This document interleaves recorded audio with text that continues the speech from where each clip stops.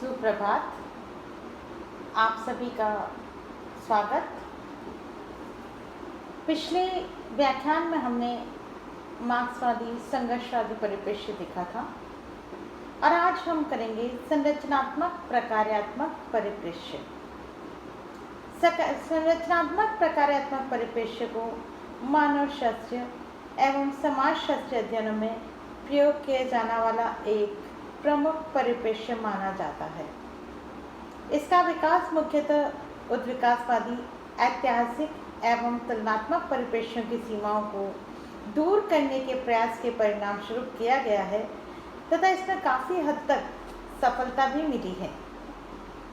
उद्विकासवादी एवं ऐतिहासिक परिप्रेक्ष्यों में ऐतिहासिक पुनर्निर्माण के लिए काल्पनिक, अप्रमाणित एवं अव्यवस्थित तथ्यों का अधिक प्रयोग किया जाने लगा था, क्योंकि उत्पत्ति एवं विकास संबंधी अध्ययनों में जिन अवस्थाओं या स्तरों के बारे में तथ्य उपलब्ध नहीं थे उनके बारे में कल्पना मात्र का सहारा लिया जाने लगा था।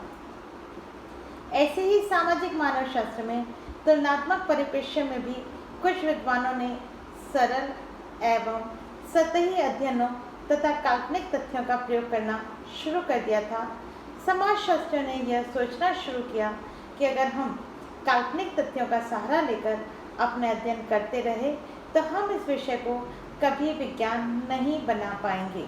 अतः अध्ययन एवं अनुसंधान के एक ऐसे परिप्रेक्ष्य का विकास किया गया जिसमें काल्पनिक तथ्यों पर आधारित अध्ययन न करके वास्तविक तथ्यों का पता लगाने का प्रयास किया जाता है।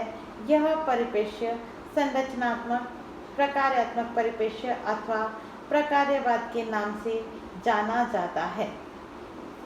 इसके अर्थ को हम देखते हैं तो यह पाते हैं कि आज समाजशास्त्रीय अध्ययनों में संरचनात्मक प्रकार्यात्मक परिप्रेक्ष्य एक प्रमुख सिद्धांत माना जाता है। यह परिप्रेक्ष्य इस आधारभूत मान्यता पर आधारित है कि समाज या सामाजिक संरचना का प्रत्येक अंग व इकाई संपूर्ण समाज या संरचना को बनाए रखने के लिए एक निश्चित योगदान प्रदान करती है। समग्रता को बनाए रखने में योगदान देने के कारण इकाइयाँ अपरिहार्य एवं अनिवार्य हैं और इस मान्यता पर आधारित हैं कि समग्र के विभिन्न अंगों की सामाजिक क्रियाएं परस्पर संबंधित हैं। यह परिप्रेक्ष्य प्रारंभिक समाजशास्त्र एवं मानव शास्त्र में प्रयोग की जाने वाली उद्विकासवादी ऐतिहासिक एवं तुलनात्मक पद्धतियों की सीमाओं को दूर करने के प्रयासों के परिणाम स्वरूप विकसित किया गया है। संरचनात्मक प्रकार्यात्मक परिप्रेक्ष्य द्वारा सामाजिक इकाई अर्थात क्या हुआ समाज के विभिन्न अंग, समुदाय, समिति, संस्था इत्यादि के प्रकारों को जानने का प्रयास किया जाता है और प्रकार्य सामाजिक इकाई का परिणाम है जो समाज की निरंतरता या अस्तित्व को बनाए रखने से संबंधित किसी आवश्यकता को पूरा करता है। इस परिप्रेक्ष्य द्वारा हम ये जानने का प्रयास करते हैं कि अमुक इकाई संपूर्ण व्यवस्था या समाज के अस्तित्व को बनाए रखने में क्या योगदान प्रदान करती है। इसका प्रयोग अनेक रूपों में किया जाता है। वस्तुतः यह अनेक उपागमों, परिभाषाओं की व्यवस्थाओं एवं दार्शनिक दृष्टिकोणों का प्रतिनिधित्व करता है। डेविस ने संरचनात्मक प्रकार्यात्मक परिप्रेक्ष्य को एक सिद्धांत माना है तथा इसे समाजशास्त्र में अन्य पद्धतियों एवं सिद्धांतों से अलग करने का प्रयास किया है। होमन्स ने संरचनात्मक प्रकार्यात्मक परिप्रेक्ष्य को एक पद्धति कहा है, जबकि इंकल्स ने इसे एक दृष्टिकोण माना है। इंकल्स के अनुसार संरचनात्मक प्रकार्यात्मक परिप्रेक्ष्य समाज को परस्पर संबंधित इकाइयों के रूप में देखने का प्रयास करता है, न कि व्यक्तियों या समूहों के रूप में। इसमें जो प्रमुख प्रश्न पूछा जाता है वह यह कि पीढ़ियों के बदलने से समाज की सदस्यता में समयानुकूल परिवर्तन होने के बावजूद सामाजिक जीवन किस प्रकार से व्यवस्थित रहता है और इस प्रश्न का जो मूल उत्तर है वह क्या कि सामाजिक जीवन में व्यवस्था इसलिए बनी रहती है क्योंकि समाज ऐसे साधन ढूंढ लेते हैं जो कि संगठित सामाजिक जीवन को बनाए रखने के लिए अनिवार्य आवश्यकताओं को पूरा करते हैं। अन्य शब्दों में यदि हम ये कहें कि इस परिप्रेक्ष्य द्वारा यह जानने का प्रयास किया जाता है कि समाज की विभिन्न संरचनाएं एक व्यवस्था के रूप में समाज को बनाए रखने में किस प्रकार परस्पर समाकलित है। समाज संरचनात्मक परिप्रेक्ष्य की हम कुछ आधारभूत मान्यताएं देखेंगे। संरचनात्मक परिप्रेक्ष्य कुछ आधार वाक्यों एवं प्रस्तावनाओं पर आधारित हैं जिन्हें हम इनकी मौलिक मान्यताएं कह सकते हैं। उनमें सबसे प्रथम जो है कि संरचनात्मक प्रकारात्मक विश्लेषण अंगों या तत्वों की तुलना में समग्रता या व्यवस्था को अधिक प्राथमिकता देता है। संरचनात्मक प्रकारवादियों के लिए व्यवस्था का अर्थ विभिन्न अंगों द्वारा निर्मित एक ऐसा समग्र है जिसके अंग परस्पर संबंधित हैं तथा वे उस समग्र को बनाए रखने के लिए निश्चित योगदान देते हैं।